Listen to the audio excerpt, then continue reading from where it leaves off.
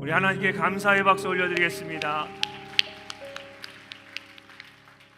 네, 우리 하나님 말씀 창세기 32장 1절에서 12절까지의 말씀을 함께 보도록 하겠습니다. 제가 한 절 읽고 여러분 한 절 이렇게 우리 교독하며 읽도록 하겠습니다.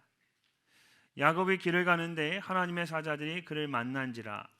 야곱이 그들을 볼 때에 이르기를 이는 하나님의 군대라 하고 그 땅 이름을 마하나임이라 하였더라. 야곱이 세일 땅 에돔들에 있는 형 에서에게로 자기보다 앞서 사자들을 보내며 그들에게 명령하여 이르되 너희는 내 주 에서에게 이같이 말하라.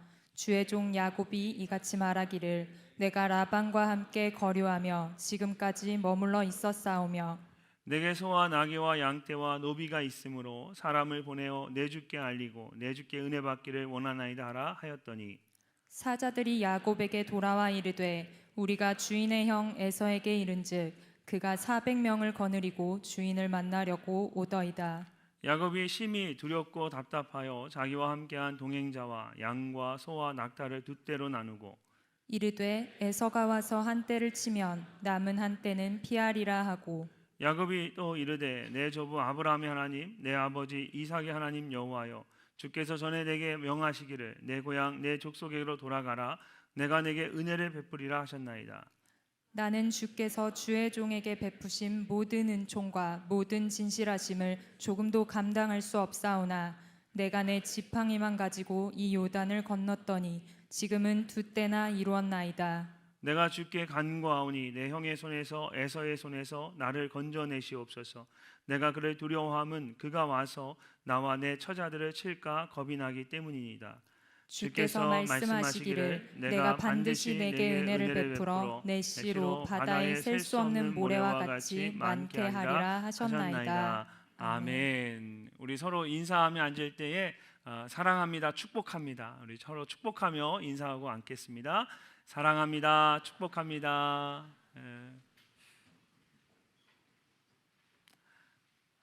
여러분 내일부터 우리 3세 특세가 시작이 되죠. 우리 3세는 새학년 새마음 새비전이라는 주제를 가지고 열다 하나님께 우리의 삶의 문에 여러 가지 문을 열어줄 걸 기대하면서 한 주간 올해부터 토요일까지 특별 새벽 기도회로 드려지게 됩니다. 여러분 새학년을 시작하시면서 우리 늘청이도 함께 나와서 같이 기도하고 새롭게 하나님 앞에 헌신하는 그런 시간을 가졌으면 좋겠습니다.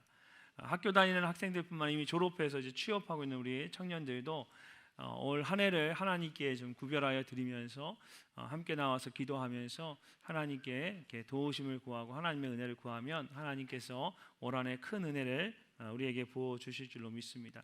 기억하시고 한 주간을 이렇게 구별해서 오늘 일찍 주무셔야 됩니다. 일찍 자야지 늦게 자고 아침에 하나님이 안 깨워줬다고 하나님한테 원망하면 안 됩니다. 늦게 잤는데 못 일어났다는 말은 정말 거짓말인 것 같아요. 늦게 일어났는데 어떻게 일찍 일어납니까? 그죠? 일찍 자고 일찍 일어나야 돼요. 내일부터 시작되는 3세에서 여러분 모두 얼굴을 같이 봤으면 좋겠습니다. 자, 오늘은 우리 모두가 하나님 앞에 결단하고 헌신하는 사역 헌신 주일입니다. 뭔가를 결단하고 헌신한다라는 것은 참 좋은 일입니다. 그런데 사실 쉽지는 않은 일이죠. 두렵고 떨리는 일이기 때문에 주저하고 싶을 때가 참 많습니다. 그럴 때 어떻게 하면 담대하게 우리가 결단하고 헌신할 수 있을까요? 오늘 우리가 함께 읽은 창세기 32장에 나오는 이 야곱의 모습도 그와 같았습니다. 20년 동안 하란에 있는 외삼촌 라반의 집에서 가축을 돌보면서 가정을 이루었습니다. 야곱의 입장에서는 다시 그곳을 떠난다는 것이 쉽지 않은 일이었을 것입니다. 그럼에도 불구하고 하나님의 말씀을 따라 가족들을 이끌고 다시 고향으로 돌아가기로 결정을 했습니다. 야곱이 가장 먼저 자신의 아내인 레아와 라헬을 잘 설득해서 함께 하란을 이제 떠나게 되었습니다. 이 사실을 알고 외삼촌이 라반이 뒤늦게 쫓아왔지만 그것도 큰 문제 없이 잘 해결이 이제 되었습니다. 이제 야곱은 그의 고향인 브에세바를 향해서 힘차게 나아가면 되는 것입니다. 오늘 말씀은 그렇게 고향으로 향하는 이 야곱의 여정 가운데 이제 바로 마지막 순간 가나안 땅으로 들어가기 바로 직전에 있었던 일에 대한 말씀입니다. 1절 말씀을 보십시오. 야곱이 길을 가는데 하나님의 사자들이 그를 만난지라. 야곱이 힘차게 나아가고 있을 때에 하나님께서 자신의 사자들을 보내셨습니다. 마치 20년 전에 베델에서 하나님이 하늘의 문을 여시고 사닥다리를 오르락내락하는 천사들의 모습을 보여주시고 야곱을 직접 만나 주셨던 것처럼 하나님께서 직접 하나님의 사자들을 보내셨습니다. 특별히 그를 만난지라라고 말할 때 이 만났다라는 말은 그냥 우연히 만난 것을 의미하는 것이 아닙니다. 히브리어 원어를 보면 목적지를 의미하는 전치사가 함께 쓰였습니다. 그래서 원어 그대로 좀 더 정확하게 번역을 하면 야곱에게 도달했다, 야곱에게 이르렀다, 이 목적지에 도착했다라는 의미입니다. 하나님께서 고향으로 가기 위해 먼 길을 걸어가는 야곱을 위해서 하나님의 사자들을 야곱에게 보내주신 것입니다. 2절 말씀 우리 함께 읽어보도록 하겠습니다.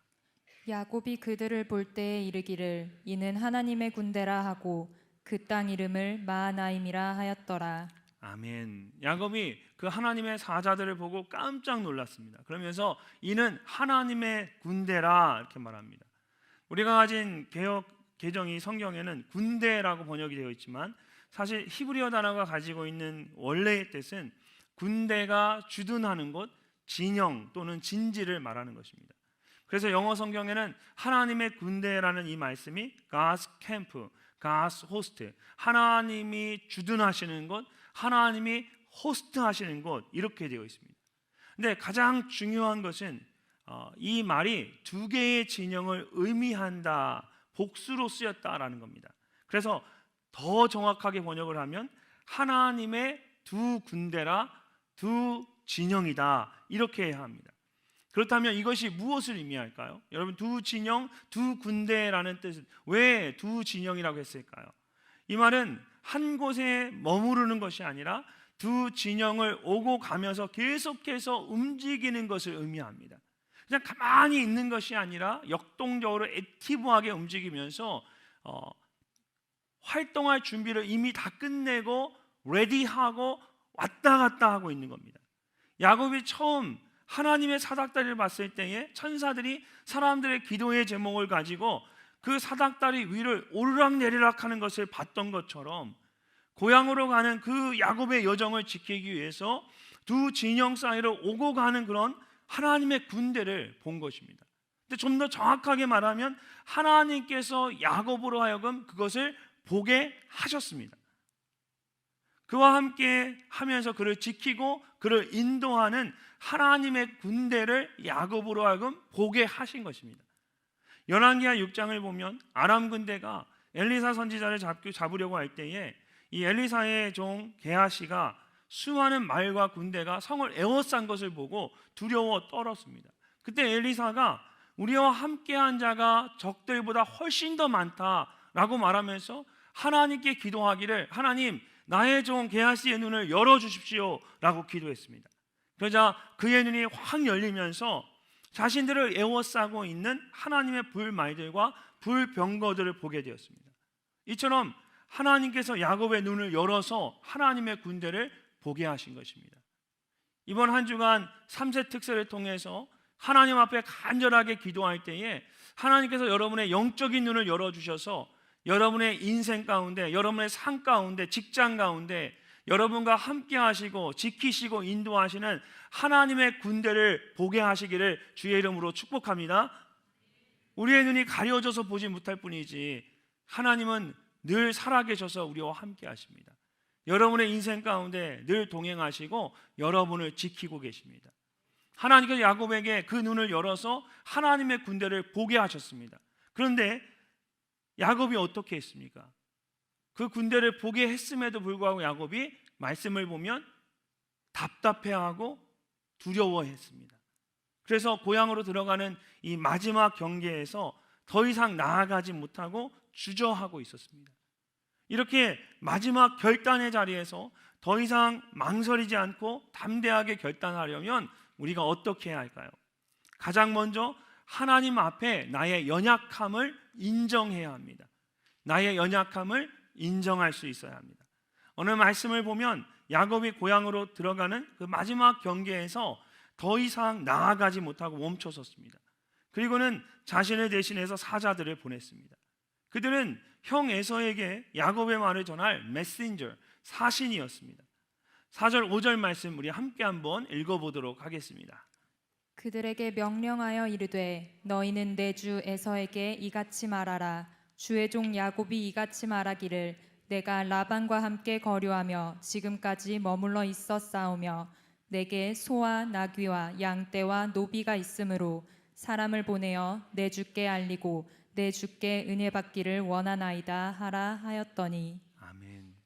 야곱이 자신의 종들을 형 에서에게 보내면서 어떻게 해야 할지를 자세하게 가르쳤습니다. 그래서 그들에게 명령하여라고 했을 때에 이 명령하여라는 말은 영어로 보면 instruct라고 되어 있습니다. 그러니까 하나씩 지시했다라는 뜻이 담겨져 있습니다.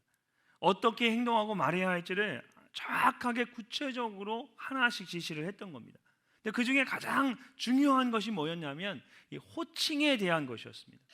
말씀에 나오는 것처럼 에서에게는 내 주 에서에게라고 말하고 야곱을 말할 때는 주의 종 야곱이라고 말하도록 시켰습니다.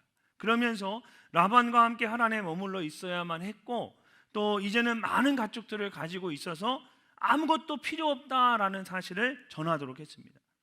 여러분, 어떤 사람들은 이것을 야곱이 겸손하게 자신을 낮추었다라고 말합니다. 그러나 사실은 어떻게 해서든 형 에서의 마음을 맞춰서 지난날에 대해서 화해하고 협상하려는 것이었습니다. 굉장히 인간적인 말과 생각이었습니다. 창세기 27장을 보면 이미 20년 전에 이삭이 야곱을 축복할 때에 만민이 너를 섬기고 열국이 내게 굴복하리니 내가 형제들의 주가 되고 라고 했습니다. 또 에서를 위해 기도할 때는 너는 칼을 믿고 생활하였고 내 아우를 섬길 것이며 라고 했습니다. 이미 하나님께서 야곱으로 하여금 형제들의 주가 되게 하셨고 에서에게는 야곱을 섬기도록 하셨는데 에서를 내 주라고 말하고 자신을 종이라고 말하는 것이 무슨 의미가 있었겠습니까?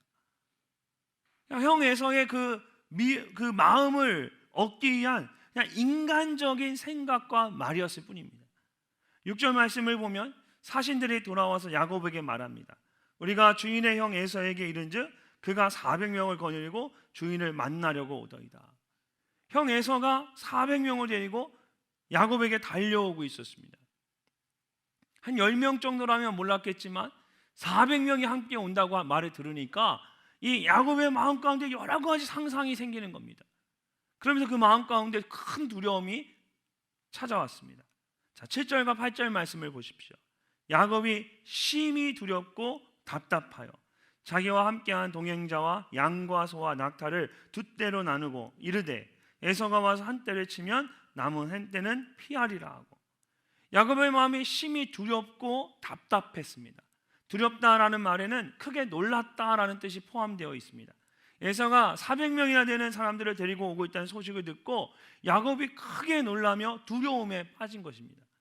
또한 그의 마음이 답답했습니다. 답답하여라는 말은 곤란하다, 좁아지다라는 뜻을 가진 단어로 어려운 공경에 처했다라는 것입니다. 좁아지다. 특별히 이 단어는 외부의 압박으로 인한 공격뿐만 아니라 자신의 잘못에 대한 내면의 이 감정적 반응을 나타낼 때 사용되는 단어입니다. 형 에서가 400명을 이끌고 오고 있다는 것이 야곱의 마음을 답답하게도 만들었지만 그것보다 더 그를 답답하게 했던 것은 야곱의 내면 깊은 곳에 있는 내면의 문제였습니다.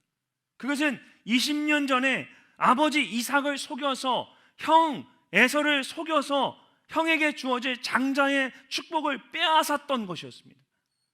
그때 일에 대한 그런 죄책감과 죄의식이 야곱의 마음속에 여전히 남아 있었던 겁니다. 20년이 지났음에도 불구하고. 그리고 이제 형 에서를 다시 만날 걸 생각하니까 그것이 그의 마음을 더 답답하게 좁아지게 만들었습니다. 그래서 형 에서에게 사신들을 보내서 인간적으로 호소하면서 자신의 입장을 변명하려고 했던 것입니다. 여러분, 20년이 지났음에도 불구하고 여전히 해결되지 않은 그 죄의식이 야곱의 마음을 좁아지게 만들었습니다. 사단은 이렇게 우리의 연약한 모습과 죄된 모습을 가지고 우리의 마음을 두렵게 하고 초조하게 만듭니다. 그래서 스스로 포기하고 무너지도록 만듭니다. 그러므로 마지막으로 뭔가를 결단하려고 할 때에 나의 연약함과 죄됨을 인정하는 것이 중요합니다. 하나님 앞에 모든 것을 인정하고 회개해야 합니다. 그래야만 사단이 더 이상 과거의 나의 그 연약한 모습들, 나의 그 죄된 모습들로 인하여서 우리의 마음을 답답하고 좁아지게 할 수 없습니다. 아주 오래전에 어린아이가 집에서 장난을 치며 놀다가 그만 아버지가 가장 아끼는 유리 그릇을 깨트려 버렸습니다. 어떻게 할지 몰라서 당황하고 있을 때에 그 모습을 집안일을 돕는 종들 중에 한 사람이 보게 되었습니다. 그때부터 그 종은 그 아이를 자기의 종처럼 부려먹기 시작했습니다. 아이가 힘들어하거나 말을 듣지 않으려고 하면 너 그때 그 일을 벌써 잊은 거야? 나는 지금 아직도 생생하게 기억하는데 내가 그럼 너 아빠한테 가서 그거 얘기할까? 이렇게 아이에게 겁을 주는 겁니다. 그럼 이 아이가 어쩔 수 없이 그 종이 하라는 말대로 그대로 끌려다니고 말았습니다. 그러던 어느 날 아이의 마음속에 이렇게는 도저히 내가 살 수 없을 것 같다라는 생각이 들었습니다. 그래서 용기를 내서 아버지에게 그냥 모든 잘못을 고백하기로 했습니다. 아버지, 정말 죄송해요. 제가 아버지가 아끼는 그 그릇을 깨트렸어요. 아이는 두렵고 떨리는 마음으로 아버지께 용서를 구했습니다. 근데 아버지가 그런 자신을 꼭 껴안아 주시더니 괜찮아 라고 말씀하시는 겁니다. 아버지는 이미 아들이 무엇을 잘못했는지 다 알고 있었습니다. 그럼에도 불구하고 아무 말 안 한 것은 이 아들이 먼저 와서 아버지에게 용서를 구하기를 원하셔서 기다리고 계셨던 겁니다. 사랑하는 늘청 여러분, 사역에 헌신을 하고 싶은데 혹시 여러분 마음 가운데 무거운 짐과 같은 것이 있으십니까?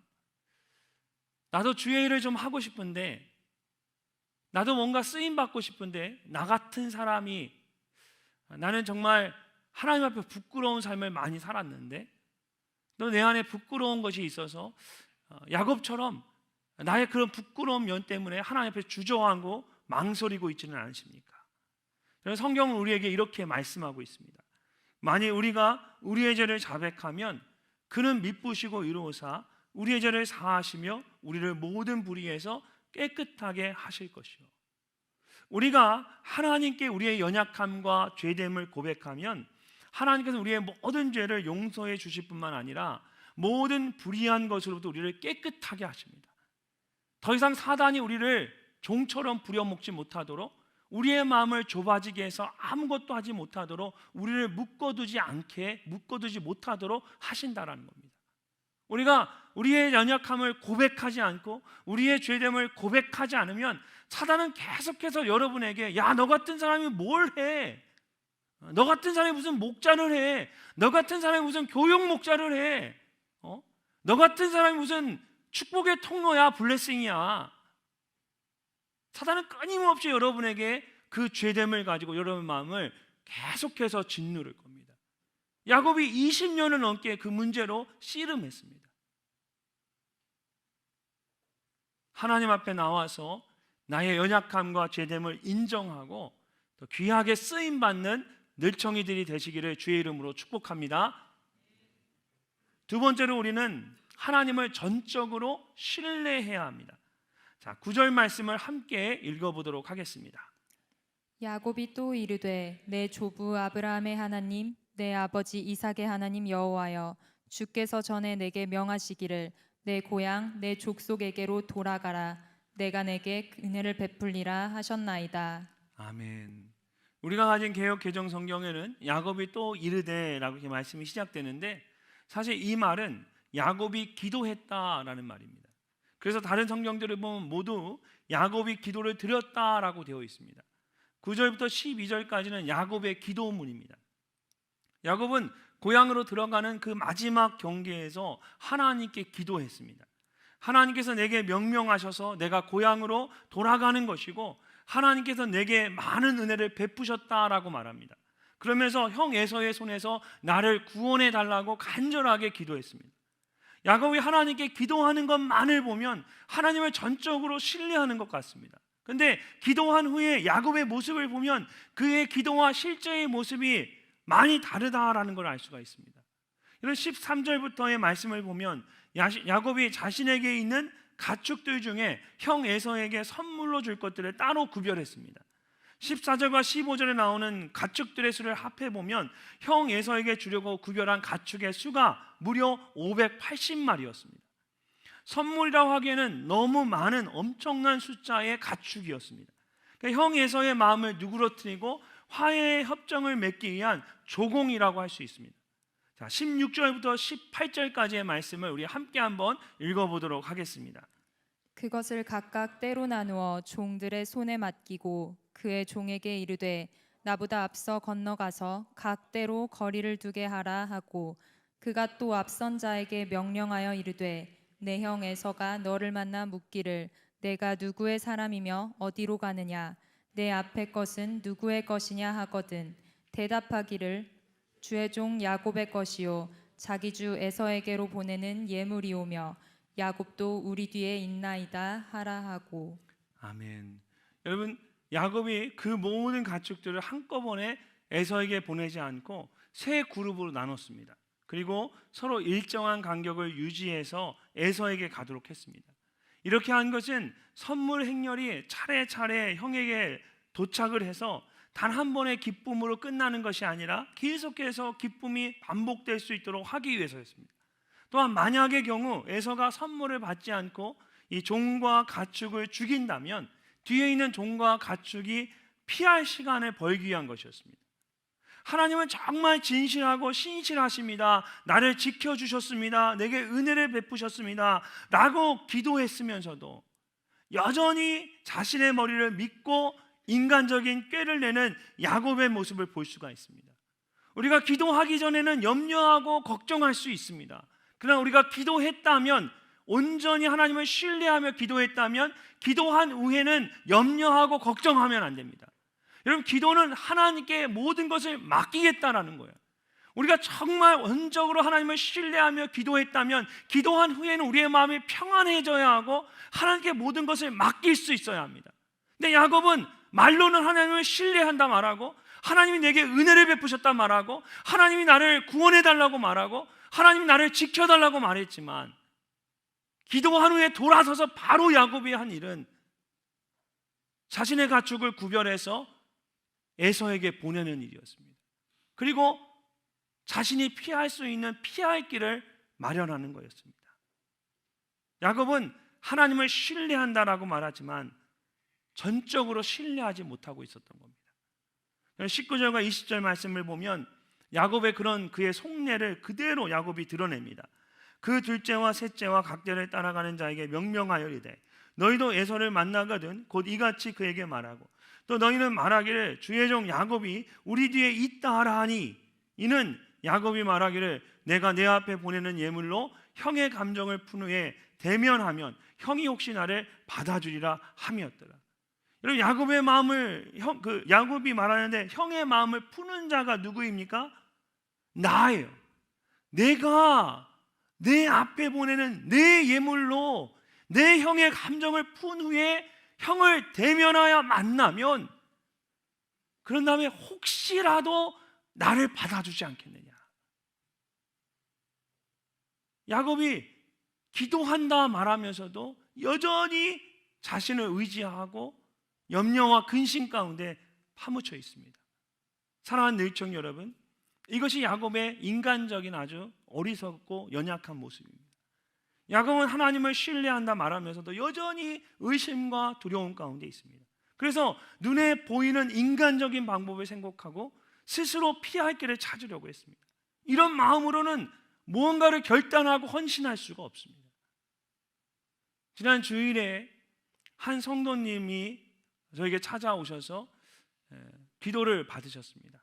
안수 기도를 해주셨는데 이분은 오랜 시간 암으로 투병을 하신 분입니다. 암이 계속 전이가 되면서 치료와 회복을 지난 몇 년 동안 계속해서 반복했습니다. 한쪽이 치료가 되면, 그래서 완쾌가 되면 좀 지나면 다른 한쪽에 또 암이 전이가 되고, 또 치료가 되면 다시 다른 한쪽에 또 암이 생기고, 그렇게 수년을 암과 싸우면서 치유와 회복을 반복하셨어요. 근데 항상 항암 치료를 하고 몸을 추스리고 나서 항상 기도의 자리, 예배의 자리를 떠나지 않으셨어요.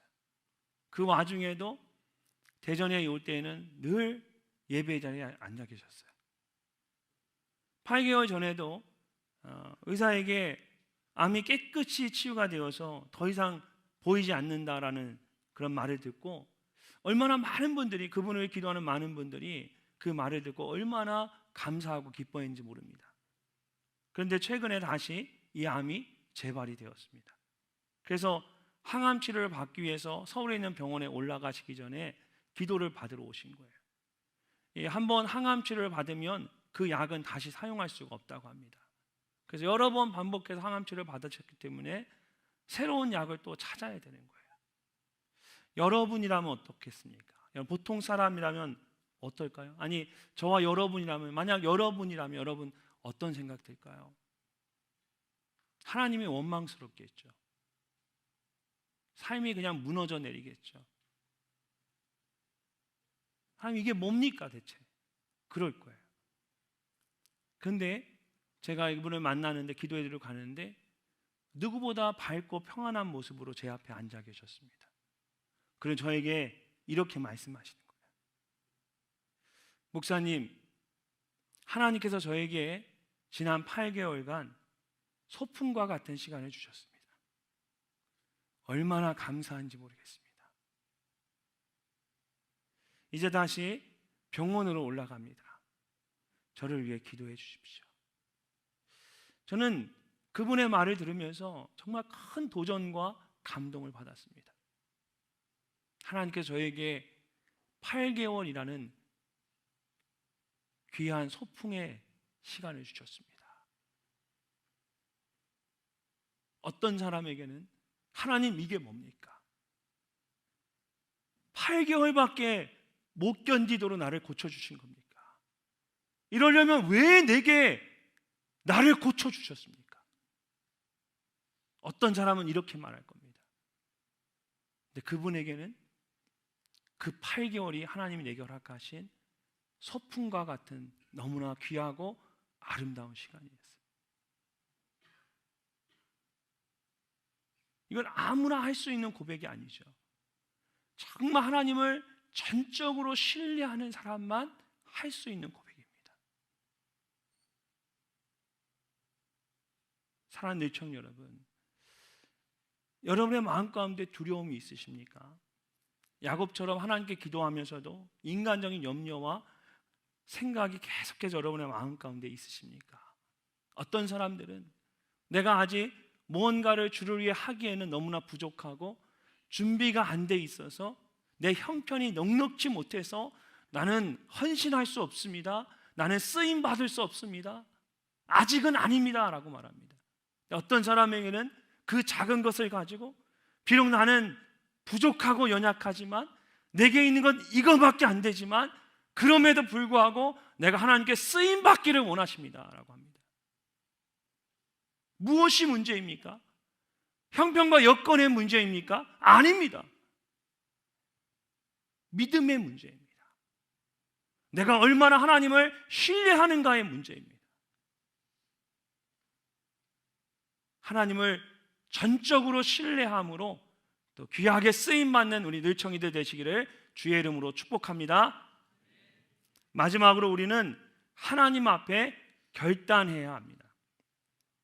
야곱이 형 에서에게 선물을 보낸 후에도 잠을 자지 못했습니다. 뜬 눈으로 밤을 새우다가 그 밤에 가족들을 깨워서 야복강을 건너도록 했습니다. 그리고는 정작 자신은 건너지 못하고 홀로 그곳에 남았습니다. 자, 24절과 25절 말씀을 함께 읽어보도록 하겠습니다. 야곱은 홀로 남았더니 어떤 사람이 날이 새도록 야곱과 씨름하다가 자기가 야곱을 이기지 못함을 보고 그가 야곱의 허벅지 관절을 치매 야곱의 허벅지 관절이 그 사람과 씨름할 때에 어긋났더라. 아멘. 야곱이 야복강 나루터에 홀로 남았는데 어떤 사람이 와서 야곱과 씨름을 하기 시작했습니다. 여러분 뒤에 30절에서 야곱이 내가 하나님과 대면하여 보았으나 내 생명이 보존되었다라고 말한 것을 보면 이 사람이 하나님이었거나 또는 하나님이 보낸 사자였다라는 것을 알 수 있습니다. 사실 야곱은 지금까지 항상 누군가와 씨름하고 싸우는 인생을 살았습니다. 태어나면서부터 형 에서의 발 뒤꿈치를 붙잡았고 장자의 축복을 받기 위해서 아버지 이삭과 싸웠고 형 에서와 싸웠습니다. 하란에 가서는 외삼촌 라반과 씨름하며 싸웠습니다. 이제는 고향으로 돌아오면서 다시 형 에서와 다시 씨름하고 싸워야 하는 상황 가운데 있었습니다.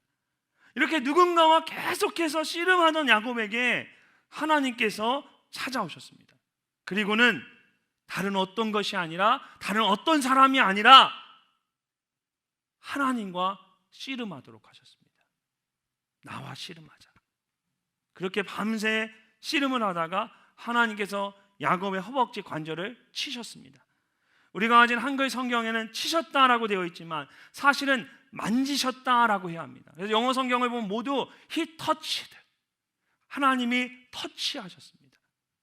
하나님께서 그냥 가만히 손을 탁 댔는데 야곱의 허벅지 관절이 툭 하고 부러진 겁니다. 이 부위는 씨름하는 사람에게 가장 중요한 힘의 축과 같은 곳이었습니다. 이곳이 어긋나면 더 이상 힘을 쓸 수가 없습니다. 몸의 힘이 모두 빠지면서 무너져 내리게 됩니다. 하나님께서 야곱의 힘을 완전히 빼신 것입니다. 더 이상 인간적인 생각이나 방법을 의지하지 못하도록 완전히 야곱을 무너뜨리셨습니다. 아마 그 순간에 야곱은 깨달았을 겁니다. 내가 지금까지 수많은 싸움을 싸웠는데, 수많은 씨름을 했는데, 내가 그 사람과 엄청난 힘으로 싸웠는데, 야곱은 우물에 있는 큰 돌을 혼자 옮길 정도로 힘이 좋은 사람이었습니다. 한 번도 자기가 물러선 적이 없었는데 이 사람은 나와 이전에 싸우던 그 사람들과 너무 다른 겁니다.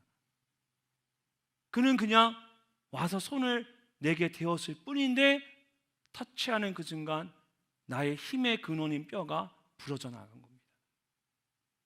야곱이 얼마나 놀랐을까요? 그러면서 이 사람이 바로 하나님이시구나, 내가 한 번도 경험해보지 못한 하나님이시구나. 야곱이 그래서 하나님께 이렇게 말합니다. 그가 이르되, 하나님이 야곱에게 말하는, 날이 세려하니 나로 가게 하라. 야곱이 이르되, 당신이 내게 축복하지 아니하면 가게 하지 아니하겠나이다. 야곱이 드디어 결단하고 다른 어떤 것을 구하지 않고 염려하고 근심하고 다른 생각 하지도 않고 하나님께 딱 하나만 구합니다. 하나님, 나를 축복해 주십시오. 나를 축복하지 않으면 내가 절대로 당신을 놓지 않을 것입니다. 그러자 하나님께서 야곱에게 이렇게 말씀하십니다. 28절 말씀 함께 읽어보겠습니다. 그가 이르되 내 이름을 다시는 야곱이라 부를 것이 아니요 이스라엘이라 부를 것이니 이는 내가 하나님과 및 사람들과 겨루어 이겼음이니라. 아멘. 여러분, 야곱이란 이름의 뜻은 발 뒤꿈치를 잡은 자, 속이는 자입니다. 지금까지 야곱의 인생을 보여주는 아주 부끄러운 이름이었습니다. 그런데 하나님께서 그에게 이스라엘이라는 새로운 이름을 주셨습니다. 우리는 보통 우리가 가진 이 성경에 기록된 대로 이스라엘이라는 이름의 뜻을 하나님과 싸워 이긴 자라고 생각합니다. 근데 여러분, 어떻게 피조물인 사람이 창조주인 하나님을 싸워서 이길 수 있겠습니까? 그래서 성경학자들은 하나님과 싸워 이긴 자라고 말할 때 이 말을 하나님께 대항하여 against라고 말하지 않고 하나님과 함께 with라고 해석을 합니다. 하나님과 함께 더불어 싸운 자, 즉 하나님이 함께 도와주셔서 그 도움을 받아 싸우는 자, 이스라엘이 된 겁니다. 야곱은 지금까지 인간적인 생각이나 방법으로 홀로 씨름하며 싸워왔습니다. 그런데 이제부터는 하나님께서 그와 더불어 함께 싸워주실 것입니다. 하나님께서 그를 도와주셔서 그로 하여금 모든 싸움에서 승리하도록 하실 겁니다. 사랑하는 늘청 여러분, 에베소서 6장을 보면 바울이 하나님의 전신갑주를 입으라고 말하면서 우리의 씨름에 대해서 이렇게 말합니다. 우리의 씨름은 혈과 육을 상대하는 것이 아니요 통치자들과 권세들과 이 어둠의 세상 주관자들과 하늘에 있는 악의 영들을 상대합니다. 우리의 씨름은 눈에 보이는 것과 싸우는 그런 싸움이 아니라고 말합니다. 눈에 보이지 않는 악한 세상의 주관자들과 악한 영들과의 영적 싸움입니다. 그래서 우리의 싸움은 모두 하나님께 달려 있습니다. 야곱처럼 끝까지 하나님을 붙잡는 사람은 승리하는 것이고, 하나님을 붙잡지 못하는 사람들은 패배하는 것입니다. 이런 사역에 대한 우리의 결단도 마찬가지입니다. 내가 생각해보고 계획해보고 내가 할 수 있는 것 못할 것 구분하여서 우리가 철저하게 계획하여 무언가를 하는 것처럼 내 형편과 여건에 따라 할 수 있고 없는 것이 결정되는 것처럼 보이지만, 주의 일을 한다라는 것은 결국은 영적 싸움인 겁니다. 보이지 않는 악한 영과의 영적 싸움인 겁니다. 우리가 하나님께서 감당하게 해 주실 거라는 믿음을 가지고 여러분 결단을 하면 하나님께서 감당할 수 있도록 도와주시는 겁니다. 내가 감당할 수 있을 때 되면 그때 하겠다 말하면 그건 내가 하는 거지 하나님이 하는 게 아니죠. 마치 하나님의 일을 하면서 내가 여건과 형편이 되고 나이가 되고 형편이 되면 하겠다라고 말하면서 하나님의 일을 하는 것처럼 이야기하는데, 여러분 하나님의 일을 하는 게 아니죠. 그건 내가 하는 겁니다.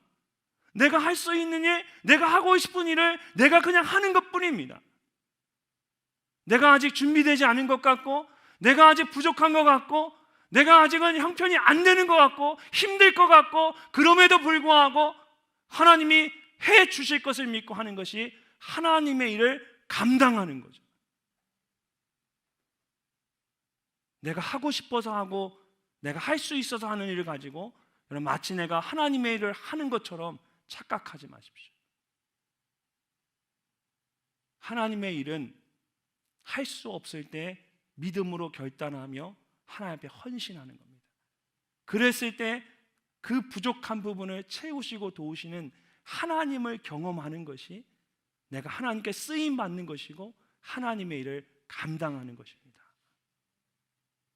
나의 환경이나 여건을 붙잡고 씨름하지 말고 하나님을 붙잡고 결단하는 여러분이 되시기를 주의 이름으로 축복합니다.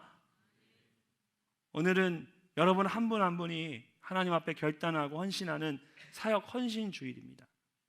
여전히 여러분 안에 해결하지 못한 연약함과 죄됨이 있을 것입니다. 부끄러운 모습이 있을 겁니다.